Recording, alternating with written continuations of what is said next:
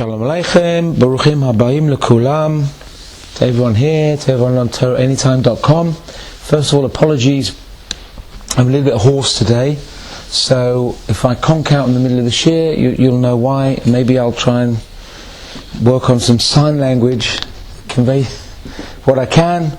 I'll try, but I'm confident because I've got a bracha from my Rebbe that I should be well and be able to use my voice, so from his mouth to straight to Hashem. Okay, so now, because of I hope everyone had a good Pesach, by the way. Baruch Hashem, ours was very good, but we're still here, so there's a lot of work we have to do. And because of the Pesach break, now we've caught up with ourselves. Now we can go speak about the coming week's parasha. So we're going to speak about Shemini, which is this week's coming week's parasha. And from now on, we're going to be continuing like that. So, in this week's parasha, it says two things, main things I want to talk about. One is the death of Aaron's two sons. We all know the story behind what happened there. And secondly, there is a list of kosher and non-kosher animals, which is we talk about a little bit later in the parasha. I'm going to talk about it in reverse order. First talk about the animals, and then I'm going to end off with talking about Aaron and his two sons. But before any of this took place, in the beginning of the Parsha, Pasuk Tet, there's a very interesting Rashi there. Because what happens in the beginning of this week's Parasha? It's the dedication of the Mishkan. They had 7 days of preparation. This was the 8th day, hence the parasha's name Shemini, which means 8. This was the day of the dedication of the Mishkan. Everything was set up. Everyone was in good spirits. There was a wonderful electric atmosphere in the air. There was Elisheva, who was the wife of Aaron, was ecstatic because she had her husband was there, ready to be the Kohen Gadol. Her brother-in-law was Moshe Rabbeinu. She had 2 children who was going to be serving in the Mishkan. And then there was Nachshon ben Aminadav. There was a whole thing that she had many reasons to be joyous. And then something terrible happened, but we're going to talk about that later. But before any of this happened, the Rashi on Pasuk Tet says that Aaron was very upset. He was under a lot of stress in the beginning, because we know the Mishkan is a place where Hashem's Shekhinah was supposed to reside. So Aaron was upset because all the work had been done, everything had been prepared, and the Shekhinah was not there. So Aaron was very upset. He was thinking, why is the Shekhinah not resting on the Mishkan? And he started to think, maybe it's because of my involvement in the Egel, and maybe Hashem is finding me guilty. And he was thinking about all these things, and he was so worried that in the end Moshe Rabbeinu came to him and said, don't stress, because this is what you're made for. This is what you're in this world for. You come to serve in the Mishkan. You're going to be the Kohen Gadol, so don't worry, don't stress yourself about it.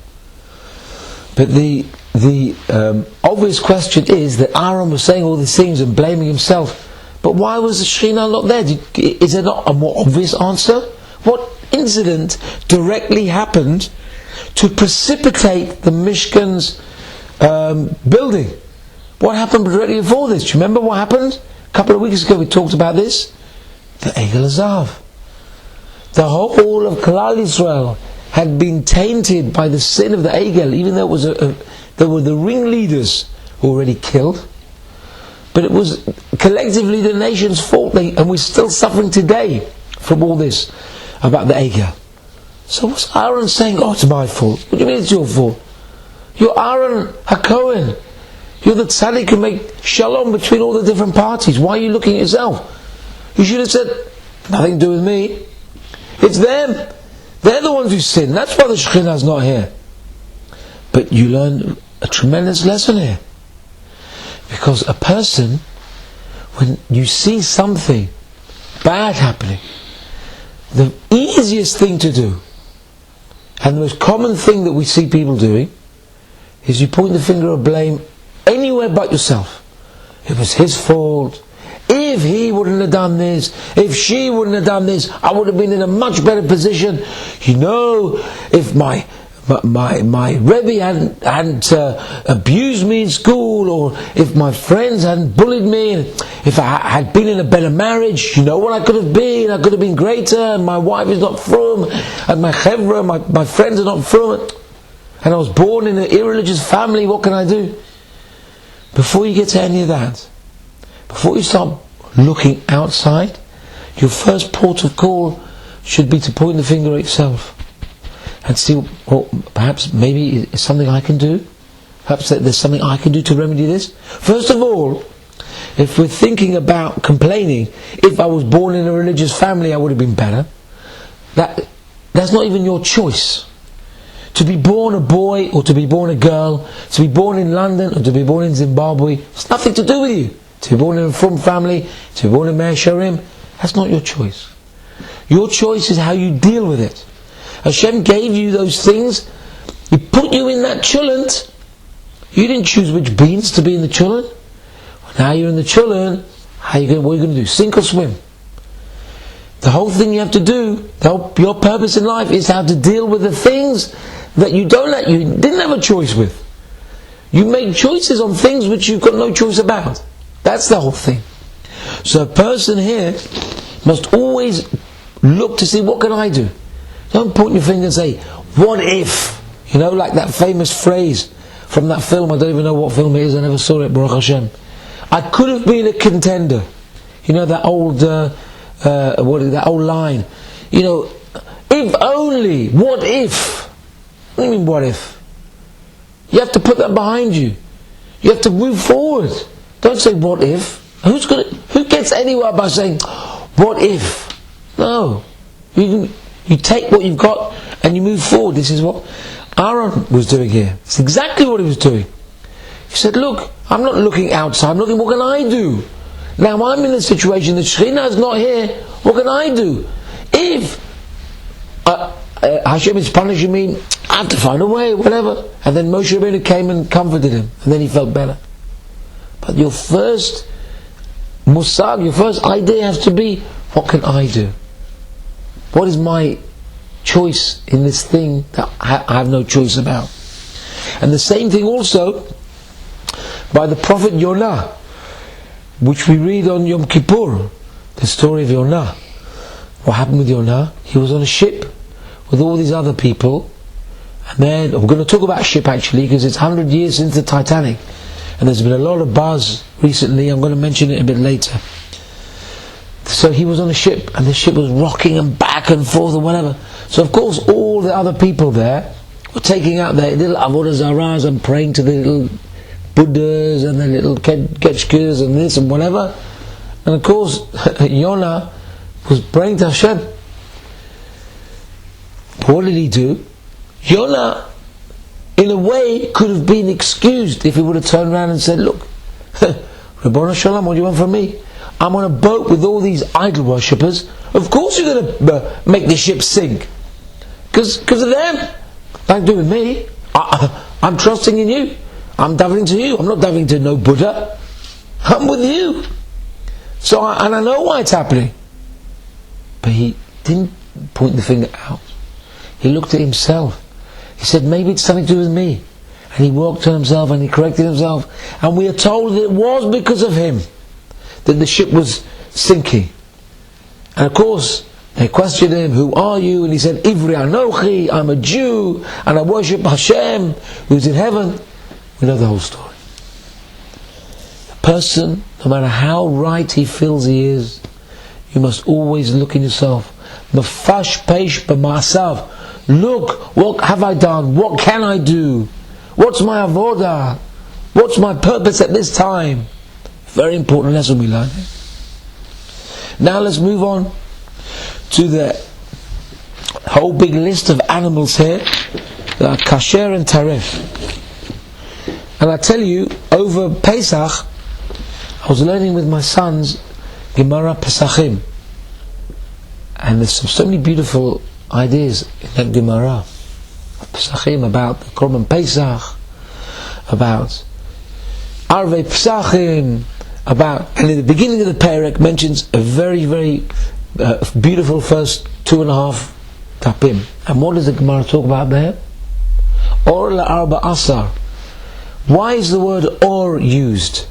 When you check for your chametz, you check by the or. Why doesn't it say ner or something like that? So the Gemara goes through many, many, many permutations, and at the end, I'll just tell you the ending. Right at the end, it says, the Gemara speaking lishna ma'alia, lishna a lashon. The Gemara says a lashon that is naki, a lashon that is clean, because the word or is not as bad as Laila. We're using a very sensitive language. So what comes out of this? It's always better to use language which doesn't even have the slightest hint of anything bad. And the Gemara brings proofs there. From Parashat Noach is one of the proofs. That says, all the animals are coming into the ark. It says in the Torah, the behemoth which were kasher, which were tahor, and the behemoth which were einena tahorim. The animals which were pure and the animals which were not pure. It should really have said the animals which were pure and the animals which were taref, which were treif. But the Gemara tells us no.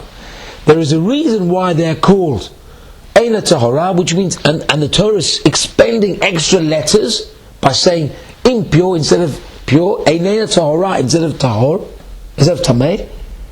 Why is the Torah expending extra letters? Because it wants to show us purity of language. Not pure is it's an easier language, it's a more clean language than just saying taref or tameh, something like that, which has implication of something, The Torah is teaching us an incredible sensitivity. That's very nice. Look at this week's parasha. The word taref is bandied around all over. This taref, that's taref, this taref, that. What happened? About all this beautiful Devar Torah we had in Noah, Hashem wants a beautiful, clean language. You see, it's all. What happened to this week's parasha? Why are we using the word taref the whole time?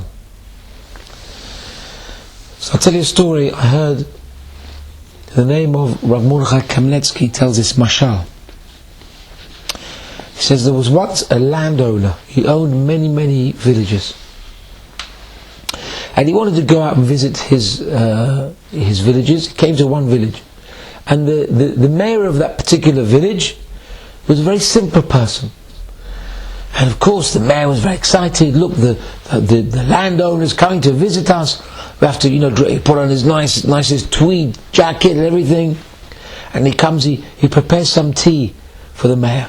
The mayor prepares some tea for the landowner. So of course he goes out and tells his wife. His wife goes and takes a vessel. She dips it into the river and brings back this water a little bit. It's not so clean. And she makes a nice cup of tea.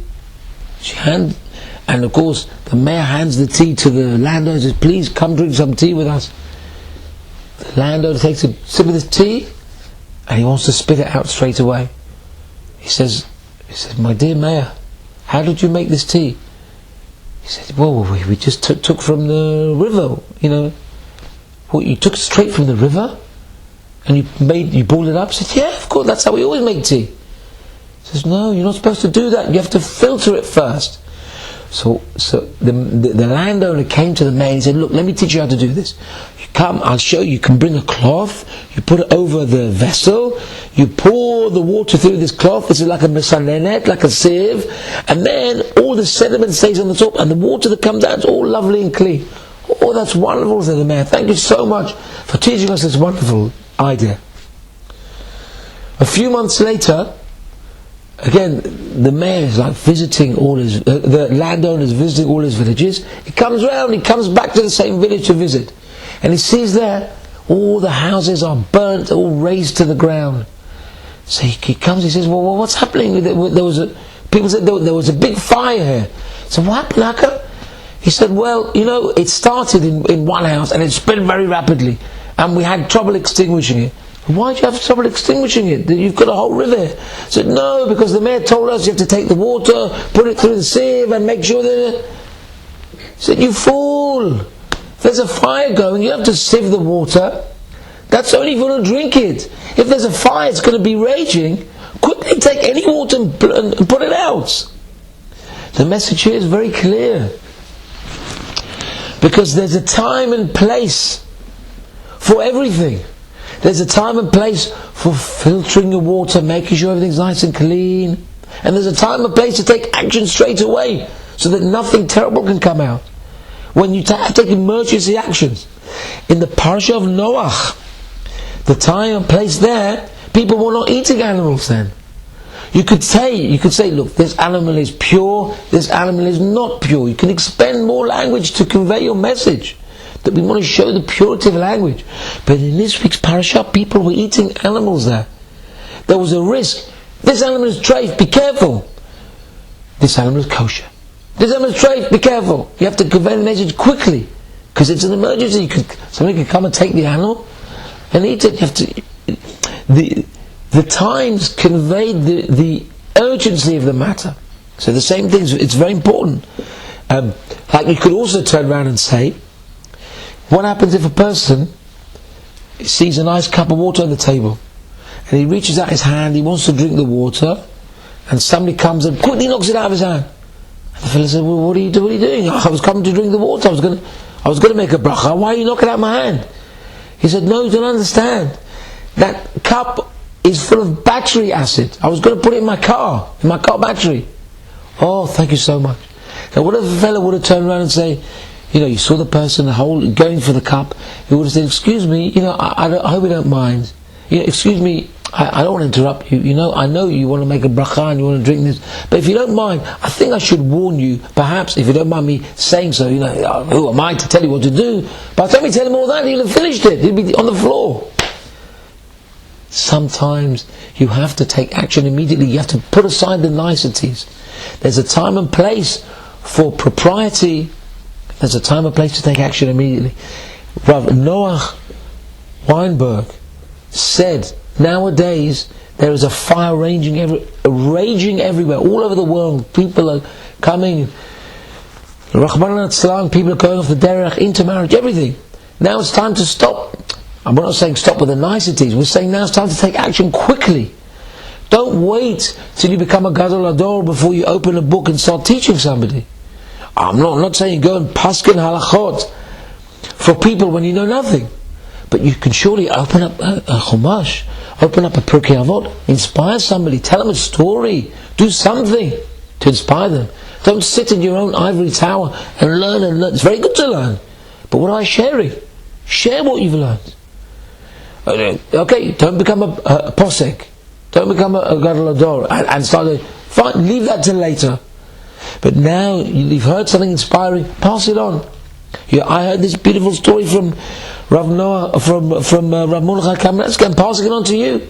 I'm not the greatest Jew. I'm not I heard it, I was inspired, I'm passing it on. Nobody here is any different. Nobody on Torah any time is any different. You hear things, you pass it on. The fire is raging. Fire is spreading. We need to bring our brethren closer and closer. B'ezrat Hashem. Now, another important lesson we're learning here from the treif animals. Because whenever they talk about the animals here, the treif animals, many of them have a kosher sign and a non-kosher sign. Like for instance, I'm just off the top of my head, a giraffe should really be kosher, because it has the signs, but we don't know where the makom of the shchita is, because it's got such a long neck. It's a lot of choice there. The pig has one sign kosher and one sign not kosher. And a nevet, a gamal, all these animals. And when the Torah is mentioning animals who are non-kosher, who have a kosher sign, it mentions first the kosher sign and then the non-kosher sign. So based on what we've just said now, just tell us the animal is treif. Why are you telling us it's got a kosher sign? Who cares if it's got a kosher sign? Just tell us. Rabbit, treif. camel, treif. Finished. We got the message. Why are you telling us it's got a kosher stag? It's got no relevance. So I heard a lovely, beautiful idea, and it's a simple lesson we learn from this, and everybody knows this lesson, but it's good to say it, repeat it again and again. It's good to repeat things again and again, even if they're really, really obvious. Because it's all too easy to look at this non-kosher animal as a treif. But what is the Torah teaching us? It says, you know what? Before we get to the treif sign, before we get to the fact that this animal doesn't chew the cud, do you know this animal has got the hooves? It's got the right hooves. It's got, it has some semblance of kashrut. And now that I'm telling you that, I'm also telling you it's treif. But look, also it has some positivity to it. Torah's teaching us an amazing lesson. A person could look at an animal and dismiss it completely, but no, there's a redeeming factor. So how much more so to our fellow man? It's also too easy to point at the fellow man and say, him, he's a shaygetz, he's a baal lashon hara, he's a whatever, he's a you can tell many things. It's very easy to criticize. But before you criticize, even if you're right to criticize, look at the person. Look, this person wears a couple at least. Okay, he's made mechil Hashem, but look, he's wearing a kippah. It's not easy today. In France, they tell you don't wear a couple. So much anti-Semitism. This fellow's wearing a couple all day. This person, whatever you want to say bad about him, but look, he comes to shul once a week, comes on Shabbat. That's amazing. Look at the Jewish people as a whole. Not everybody comes to shul on Shabbat morning by any means. So always look at the positive first. It's so easy to point the finger, like we said. But look at the person, bring out the positive first. Judge him favourably first. Then, if you have to say something, you have to think something, right, that's up to you. But the first thing you should do, look at the positive things about the person. And that's what this is telling us in this week's parasha. Now, we'll talk about Aaron and the death of his two sons. And this incredible build-up. The 8th day, it was lahavdil elef avdalot. Anyone who's seen the pictures of the Titanic, when it was going to be launched, there was loads of people on the gantry waving, and it was a whole big procession, and there was, pomp and ceremony and pageant. There was, I don't know, 2,500, 1,500 people. I'm not exactly sure how many people. I think over 2,000 people on that ship, including many Jews. They don't know exactly how many Jews are on this ship. And it was a wonderful thing, such an amazing, impressive seafaring vessel. Never had such a thing been seen. And of course we all know what happened there. So Lahavdil, look here, this was a tremendous occasion. This was the resting place of the Shekhinah, and they were waiting for Hashem to come and rest His presence there. What happened at this high point, when everything was all ready to happen? Two of the holiest people in Klal Yisrael. Some say they were holier than Moshe and Aaron together. Certainly, the sons of Aaron, they're not nobodies. They're not nobodies. They died in front of everybody. All the Jews' eyes were on them, and they were killed both at the same time. Chick-chack in one go. And that one of the highest points in the history of Klal Yisrael. How do you explain such a thing? And how must Aaron have felt to see his children killed in front of his face? So many stories of the Holocaust about Rahman al-Islam, children killed in front of their parents, parents killed in front of their children. Can you imagine what was going on in any one of those people's minds? Incidentally, did these people go off the derech? People who walked into the gas chambers, did they all go, I don't believe in God? Who is God? Why is He punishing me? I have no doubt every single person who walked into those gas chambers, they all said Shema Israel. They didn't say, where's God now? Why isn't He helping me? What's He doing? I don't believe in Him now. Let's get rid of Him. No. Every Jew, Shema Israel, Hashem Elokeinu, Hashem Echad. So, the same thing, what could have been going through Aaron's mind when he sees his children? And I'll tell you something, in a way, there was a little bit, if you could say such a thing, there was a little bit of a conspiracy theory behind this. I'll tell you why I'm saying this. Because Moshe Rabbeinu knew beforehand something was going to happen. Of course there's no conspiracy theory, but it's just a way of expressing it. He knew something was going to happen. And Moshe Rabbeinu suspected that it was going to be either him or his brother Aaron that was going to get killed. And then when he saw it was the two sons of Aaron, he turned around to his brother Aaron and he said, now I know that because your sons were killed, sanctified Hashem's name, I know they were greater than both of us. They were even greater than both of us, said Moshe Rabbeinu.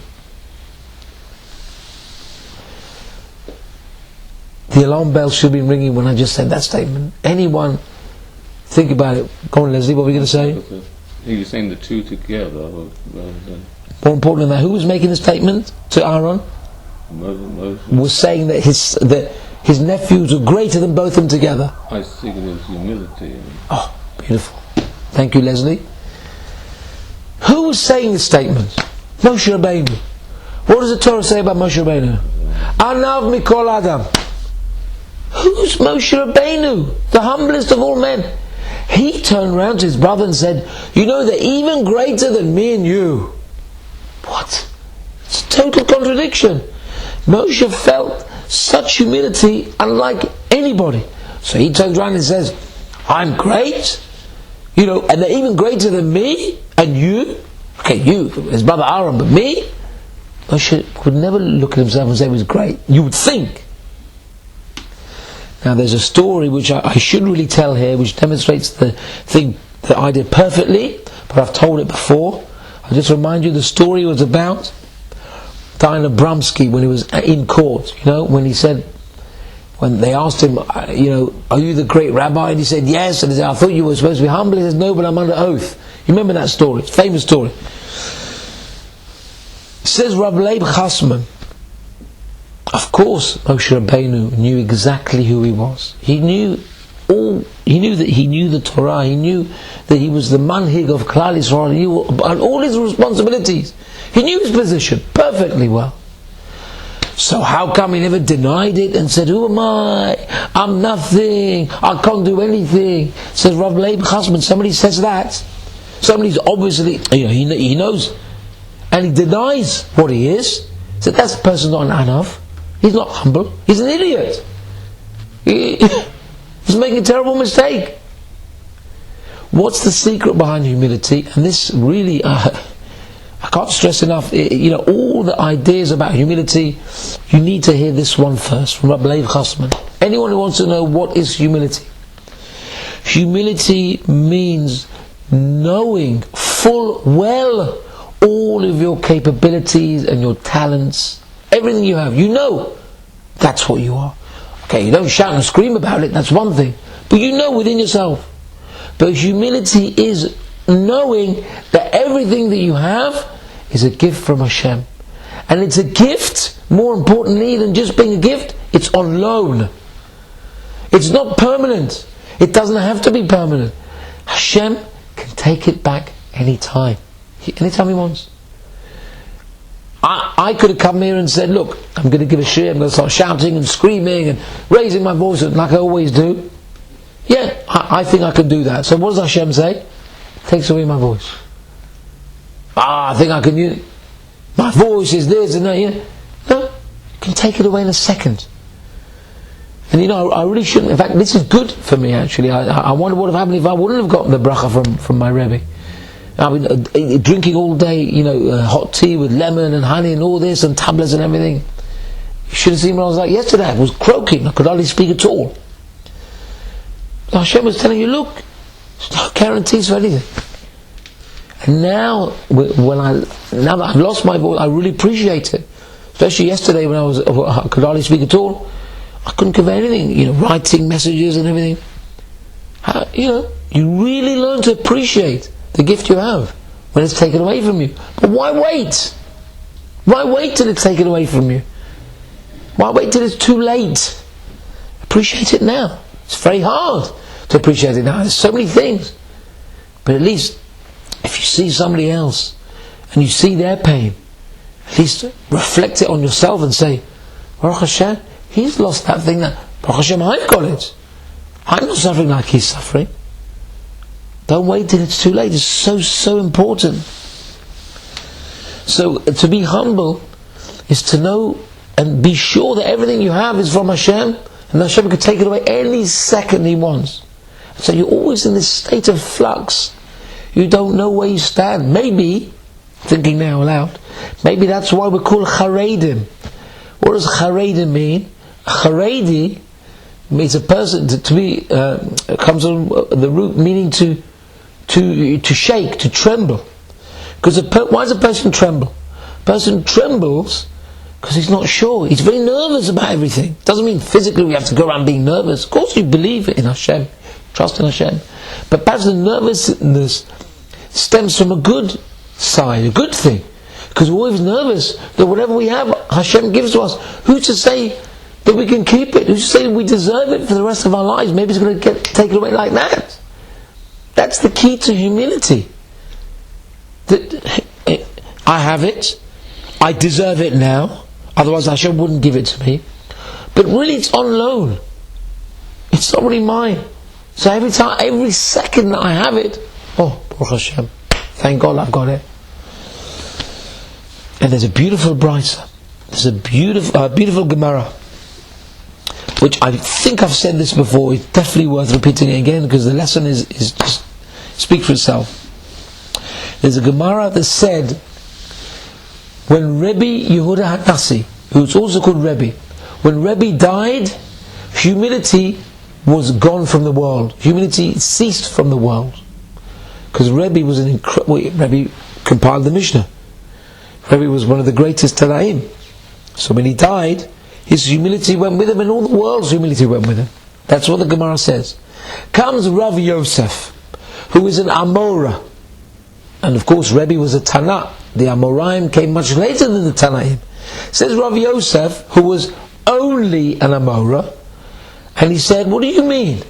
Humility is now gone from the world. Now that Rebbe has died, humility is gone. It can't be, because I'm here. And that's the Gemara. Rav Yosef said, humility cannot be gone because I'm here. Now if you think about that, what on earth is Rav Yosef trying to say? It sounds like he's trying to say, humility is one thing. Rebbe was a great man, but look at me, now that I'm here, I'm the great Anav, I'm the great humble person. Of course not. We're talking about Rav Yosef. So what could he possibly be saying? To say, no, humility is in the world because I'm here. What's he trying to convey? It's a lovely answer to this. Such a nice answer. And it's so true. It fits in perfectly with what I'm trying to say. You have to understand who Rav Yosef was. You know who Rav Yosef was? Apart from being a massive Talmud Chacham, one of the greatest Amoraim, his name is all over the Gemara. You know what happened to him? Rav Yosef became blind. He started out life gifted with sight, and he became blind. When he became blind, he also lost a lot of his Torah, because he was suffering from an illness, and he lost so much of his Torah. He came and he made this statement. What was he trying to say? He was trying to say, look, I am a living example for you. You know something? Just look at me and look at my life. I was a Talmud Chacham. I knew so much, I learned so much, I cried so much. And in 1 second I got a disease, I became blind, and my Torah was disappearing from me like nobody's business. So look at me, you can have everything, and then the next day you can have nothing. That is humility. That knowledge that it's all on loan, you don't know when it's going to disappear from you. You can be a great Talmid Chacham like Rav Yosef, and suddenly it's all gone. Your eyesight is gone, your Torah is gone. So Rav Yosef said, look at me, I'm the best example of this. You can't, it's not guaranteed, there's no guarantee. If you step onto a cruise ship, That's the biggest, the safest. You know, they said about that ship that even God could not sink the ship. And that's what the statement they made about the Titanic. And Hashem said, yeah, we'll see. Even the person who built that ship, you know what? When I read this in the Hamadiyah, I could not believe it. I could not believe it. The person who commissioned the ship to be built, he was told by his the safety, I suppose, the equivalent of the health and safety. They said to him, look, we recommend for this size ship, you have to have 42 lifeboats on board. He said, no, I don't want 42 lifeboats. I'll agree to 20 lifeboats. So what are you talking about? What? He said, because if I put that amount of lifeboats all over the side, it ruins the look of the ship. Makes it look ugly. You know what? But I don't want to have something which is not safe, so we'll have 20. They told him, but that's not enough lifeboats for the people on board. That's less than half the required amount. He said, yeah, but we're not going to need them anyway. We're not going to need them anyway. That's why he placed his trust in a hunk of metal. The metal is strong, the ship is strong. Who needs? We'll put a few on just for show, just in case. Nothing's going to happen. Tipesh mina tipshim, rasha mina rashaim. That person who commissioned this work, the lives of those people were because of him. You put your trust in something, nothing is for certain. Nothing is for certain. So, what was Aaron's reaction when he saw his sons being killed? First of all, his emotion must have been welling up inside him. Moshe Rabbeinu makes a statement to him. Moshe Rabbeinu says, let's get the right place. Let's get the right place. Moshe Rabbeinu said to him, where is it? Yeah. Pasuk Gimel from Perek Yud. ויאמר משה אל אהרון, הוא אשר דיבר אדוני לאמור, בקרובי אקדש, ועל פני כל העם אכבד, וידום אהרון. That's the key pasuk here in this incident, which I want to talk about. Moshe Rabbeinu said to Aaron, this is what Hashem has said, that my name will be sanctified through my holy ones. Vayidom Aharon, and Aaron was silent. That's the pasuk. Very strange lashon. What does it mean, Vayidom Aharon? Aaron was silent. The word for silent. What's a better word for silence? Who knows? Better word for silent. Vayishtok. He shut up. He didn't say anything. What is Vayidom? So we're told Vayidom is from the root domem. Domem means inert. You have different stages of life. You have human, you have animal, you have plant, and you have inert life, lower than plant life, lower than pond life, like a stone or a stick. It just doesn't move. That's what Aaron was like. I suppose the closest thing you could say was that it was like they took Aaron, they put him in a cryogenic pod, and they froze his body.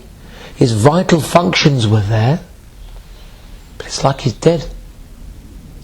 There was nothing going on with this man. He was like a stone, like a dead weight. Although his body functions were alive, there was no reaction whatsoever. Nothing. So the uneducated person, or maybe we could call him the Bible critic, could come along and say, look at this heartless reaction. A father, his sons die in front of him, doesn't say anything. No tears. What is this? What type of heartless person is this? Of course, this is total and utter shtuyot, shtus vehevel. We're talking about Aharon, the person who used to run after people and make peace between people. He was an ahuv. He was beloved. People used to turn to him for their peacemaking, and he used to make peace with other people. Not Moshe. Why not Moshe? Because Moshe used to get angry. He was a shtark, and that was the quality he needed for running Klal Yisrael. But Aaron was so peace-loving. He was the face that people could approach. So what is this Vayidom Aaron?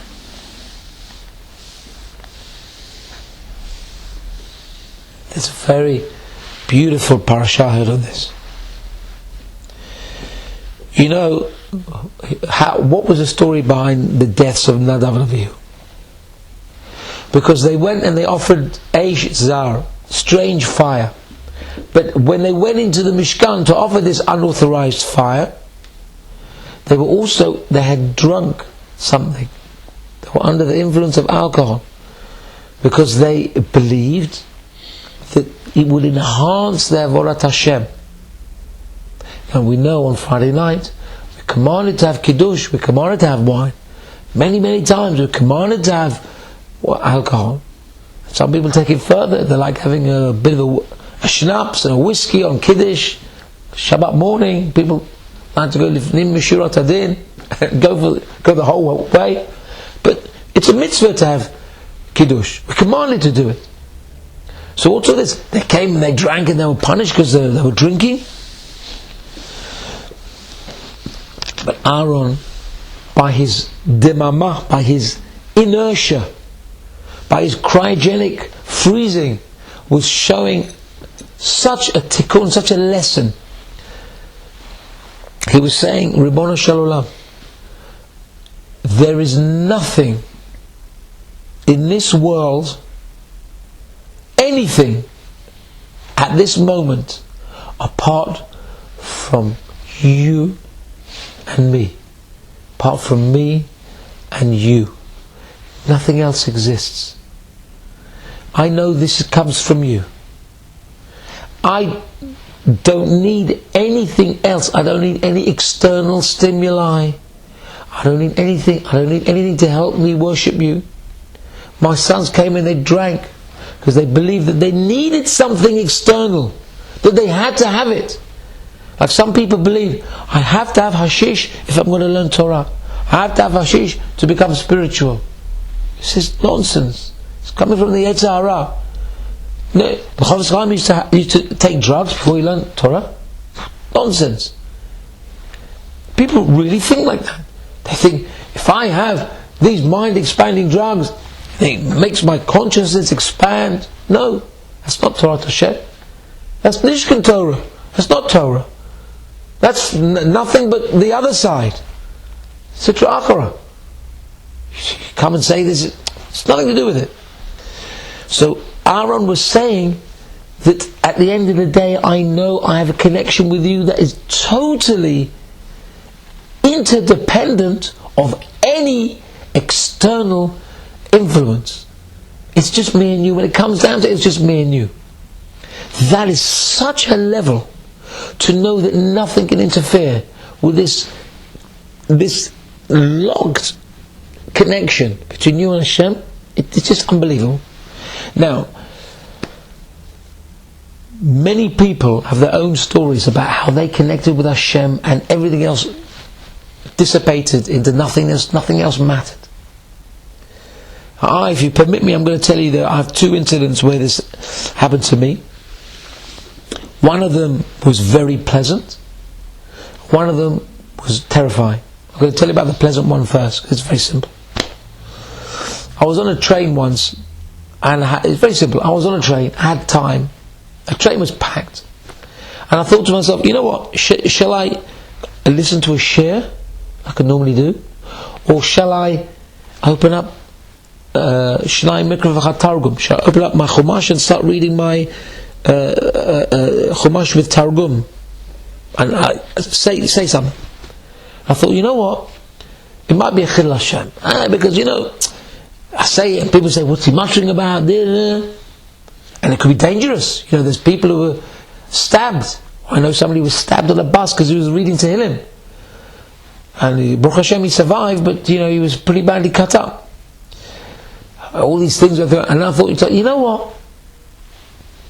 I'm behind in my reading of my Chumash. I have to catch up.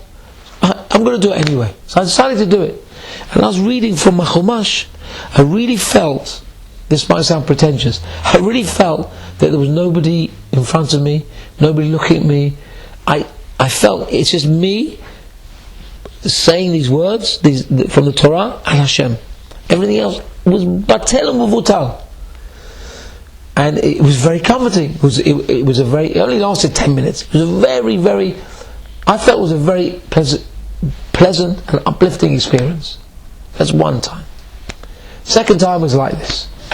When I used to live in Israel, my wife and myself and my children, who were very young at the time, we went to the caves of Bar Kokhba. Bar Kokhba was he was Rabbi Akiva thought he was going to be Mashiach, and there was a whole thing. Rabbi Akiva was wrong, and he never became Mashiach, and then he was killed. So there are caves in Israel, they exist even now, where the people in the time of the Bar Kokhba rebellion, they rebelled against the Romans, they hid in these caves. And as we know, people in those days, 2,000 years ago, whatever, people then were actually shorter than they are now. This is scientifically proven. People thousands of years ago, literally, they were smaller. And you can see in these caves, they had these little tunnels going through. Some of them are very, very thin. Some of them are like toothpaste tubes. You have to crawl around and go through, and you can go through like this, on your stomach. And some of them are quite big. You can not walk straight, but you can bend down and you can walk through them, no problem.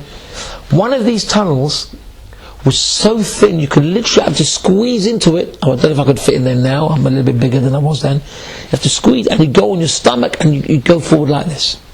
And of course, these tunnels, they're lit up. They've got electric lights there. And the time that my wife and myself went, there was a school trip there. There was lots of kids, and my wife, had gone ahead. And my wife said to me, "Nu, do you want to go through that?" Before she went ahead, she said to me, "You want to go through that tunnel?" I said, "No way." I said, "I'm not claustrophobic, but I can't imagine myself going through such a thin tunnel." And I looked inside, I could see. I said, "No way." She said, "Go on." I said, okay, I'm going to conquer my fear. So I went through this thing, and there were lights in there. You could see where you were going. I went down, and I was halfway down, and I couldn't see the light at the end of the tunnel. I was halfway down, and I found out afterwards what happened. The lights went out, and I was in the middle of this tunnel. I couldn't see anything, nothing, no sound. Vayudom Moshiach. I was totally like a domem, and I tell you, like I said, I'm not particularly claustrophobic, but I was terrified. Of course, I was stumbling to Hashem. What am I going to do? Who's going to find me?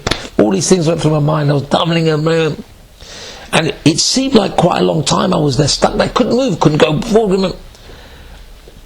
I actually, believe it or not, I can't remember how I got out exactly. I don't know what happened, but I find myself, I think that the lights went on, or I went backwards or something, I don't know, and I find myself, I came out. And I tell you, I was so thankful, Baruch Hashem, whatever. I should have benched Gomel. Although, I'm exaggerating, but it turns out, by the way, one of those school kids tried to play a prank, and they'd put the lights off. That's what we found out afterwards. I was in there apparently for a few minutes. But I felt when I was travelling to Hashem, I was so terrified. I felt that literally nothing else existed. It was pitch black, and there was nothing around me except for stone. And I felt, this is just you and me. If I'm going to be here, I'm going to be here. What can I do? You want to take my life here?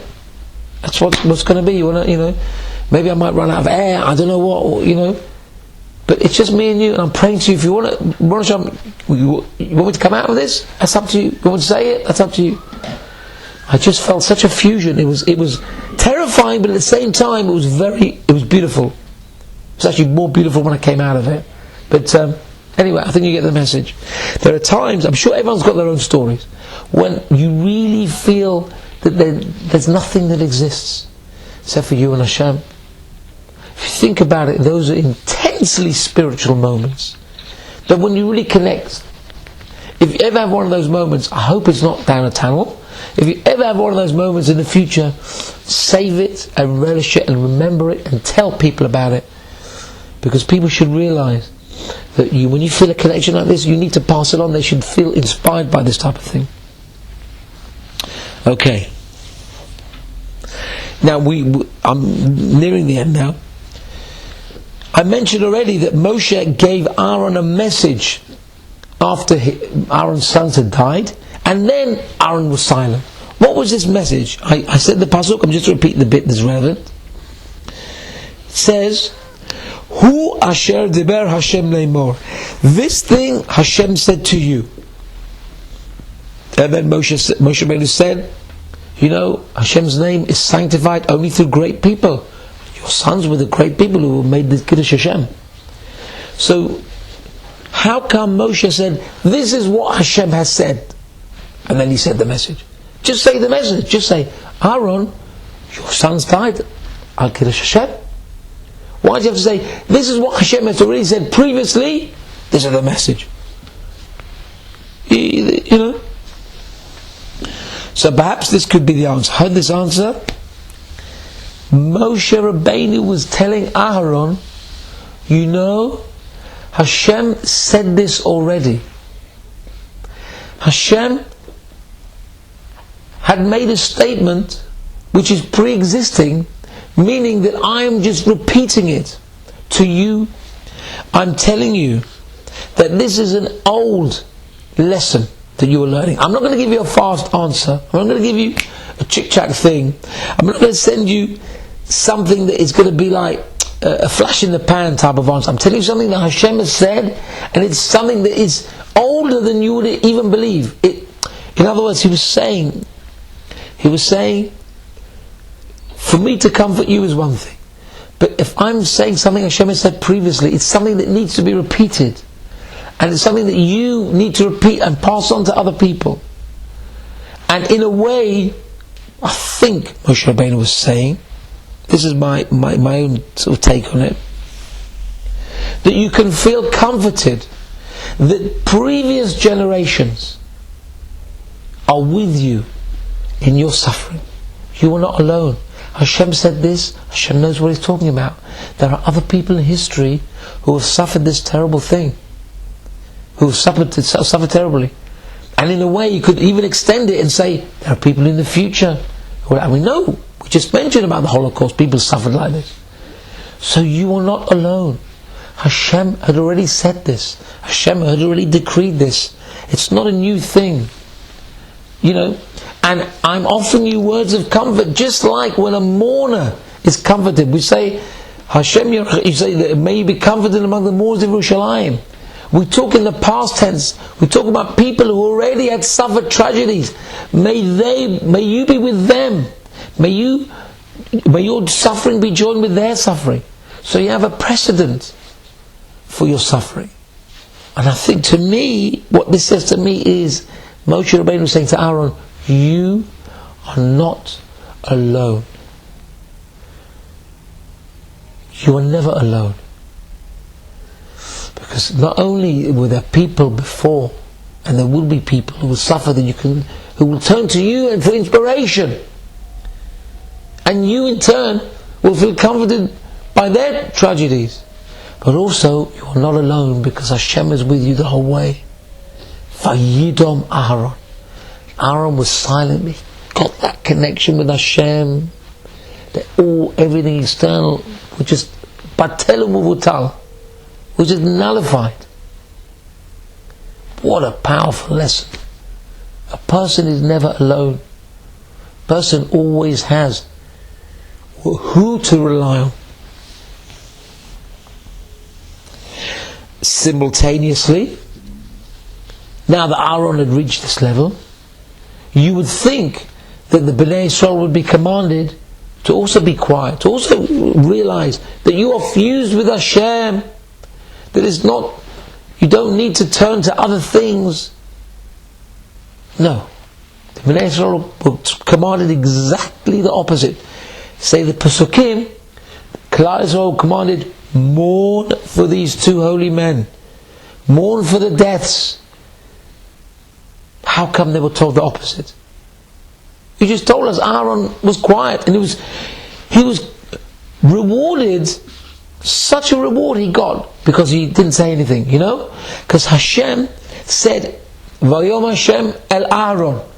You know, it's normally Vayom Hashem el Moshe lemor. Vayom Hashem el Moshe lemor. Everything, Moshe, Moshe, Moshe, Moshe. Very rarely you say, you hear Vayom Moshe vel Aaron. Moshe and Aaron were commanded together. Very rarely. This time it says, Vayom Aaron. Moshe was not even mentioned. Hashem commanded directly to Aaron. Because Hashem said, look, this is for you, because you have the message here. I'm going to tell you, keep the Kohanim away from drink. I'm telling you, this is your reward, because you kept quiet. You fused with me. You show there's nothing else apart from me and you. So I'm rewarding you. So why wouldn't the Bnei Israel commanded also to keep quiet? Very simple answer. Have I got time for another? No, I'm not going to tell you the story. There was a story here, but I'm going to miss it out.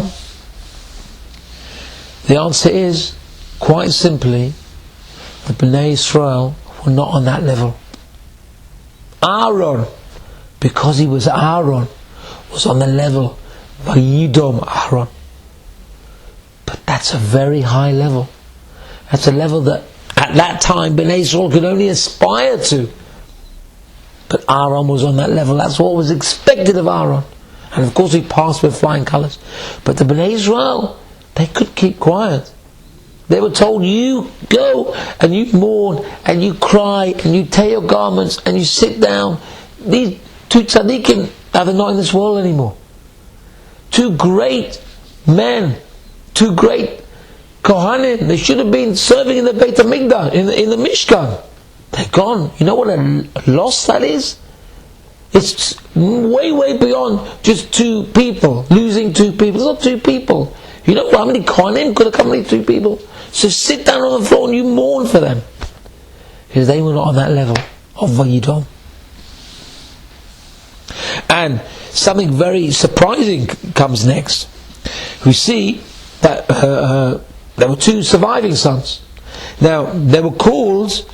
their names are Elazar and Itamar, but they were called Notarim. Your leftover sons. They were called Notarim, which Notar, the phrase Notar means leftover. You know when you bring a korban and there's something left over, it's called Notar. It's left over. Has to be burnt or whatever. You can't benefit from it if it's overnight. So notar means left over, but notarim also has another connotation. If you say the two sons, the two surviving sons who didn't die, again, Aaron had 4 sons, 2 died there, and 2 were left over. So if the 2 sons are called notarim, it also shows that they should have also died. Why should they have died? Because also they were culpable for the sin of the golden calf, just like all the other Yidden. They should have died. They're called Notarim. Notarim also has another meaning. Apart from left over, it also means survivors. These 2 sons were survivors, they're called. And you know why we call them survivors? Because their attitude now was to feel like they were survivors. To feel, Baruch Hashem, we did not end up like our brothers. Baruch Hashem, we survived this ordeal. We could have been burnt like them. We could have made that mistake just as easily.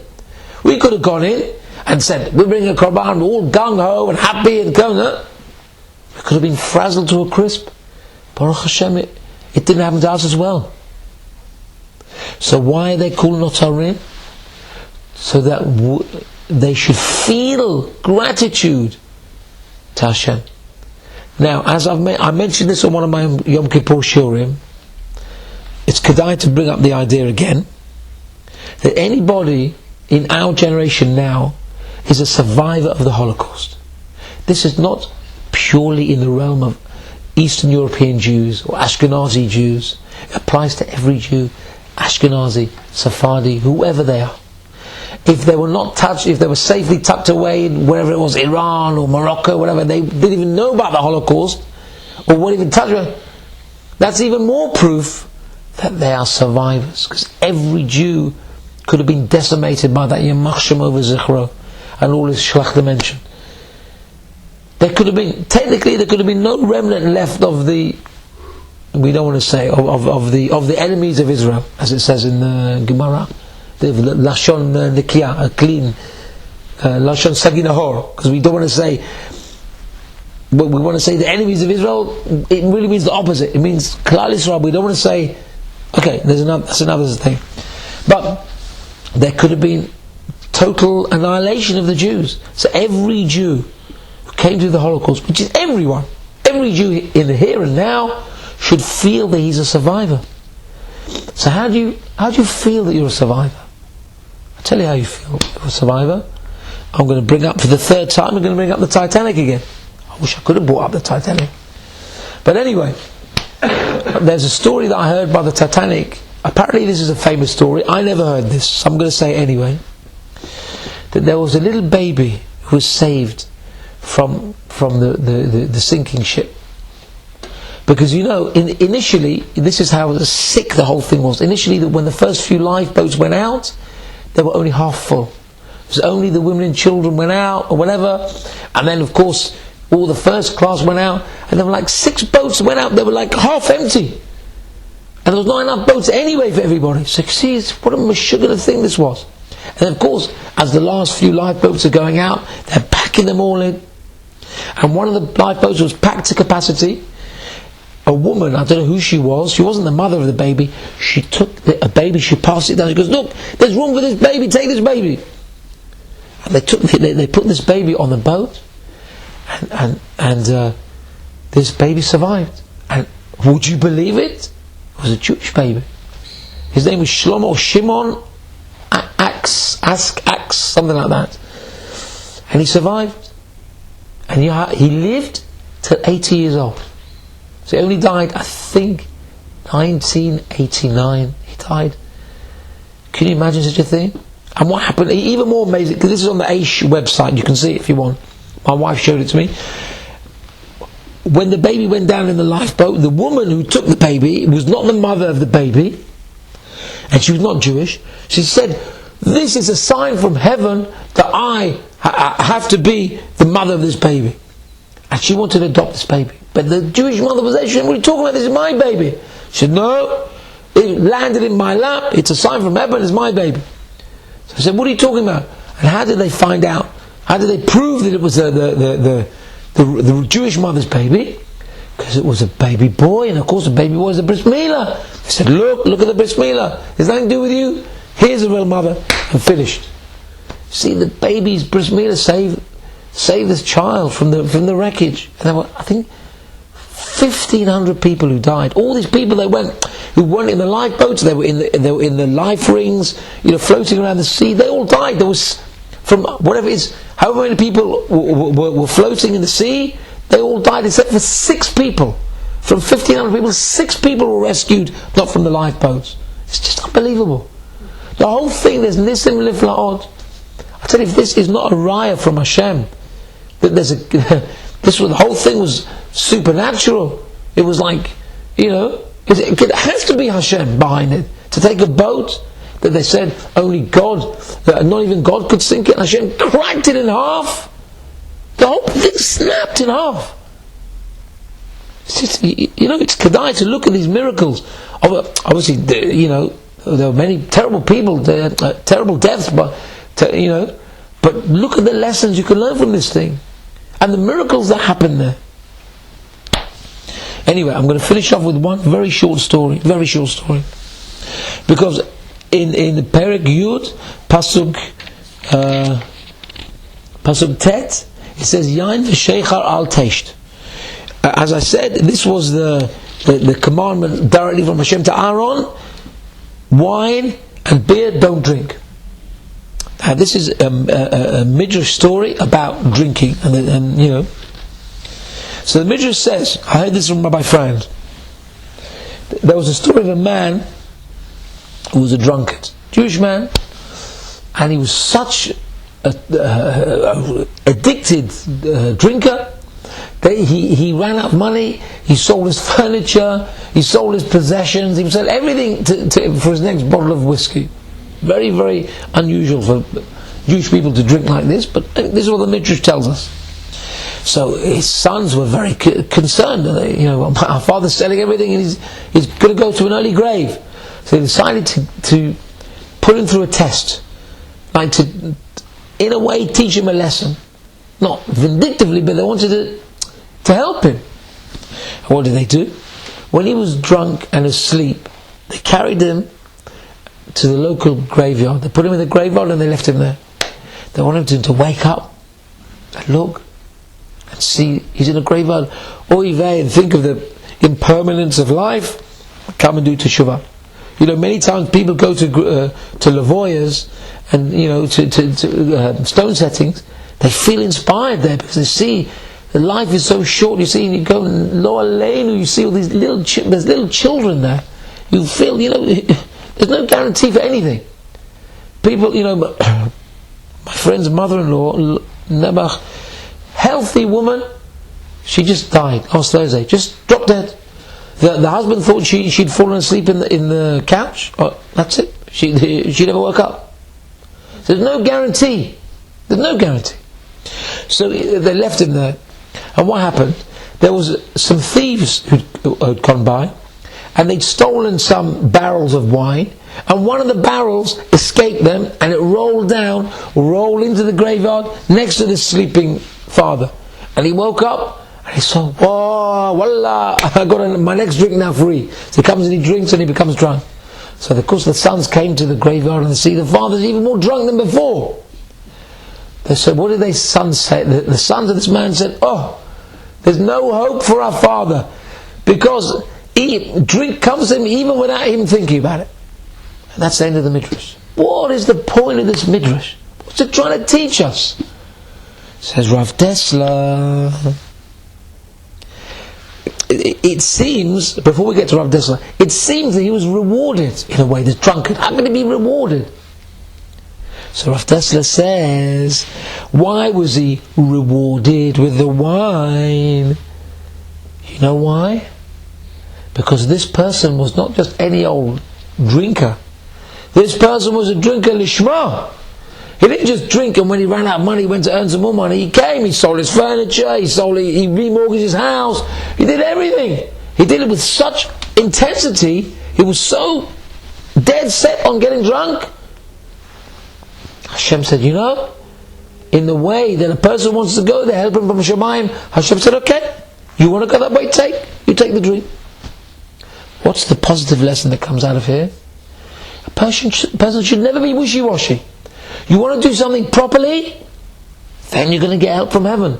You're going to be wishy-washy there, maybe this, maybe that. You see from this person how dedicated he was to the cause of drinking and getting drunk. He was rewarded, he didn't have to move, and he got his drink. How much more so for us who want to do Torah mitzvahs? Don't do things half-heartedly. Put effort into it like this man. Go make it ever, give tzedakah, do chesed with all your ability, and you're going to see Hashem's going to help you with all the help. Bezrat Hashem, all of us should have the wherewithal. Whatever we do, whatever chesed or mitzvah that we do, we should do it not just half-heartedly, do it with all our energy, all our power, all our dedication. Hashem should reward us with siyata d'shmaya and more siyata d'shmaya, and we will see Bezrat Hashem, Mashiach Tzidkenu, we will dance with him this Nisan. Bezrat Hashem, we will see the beard gold. Tzedek, Amen, V'Amen.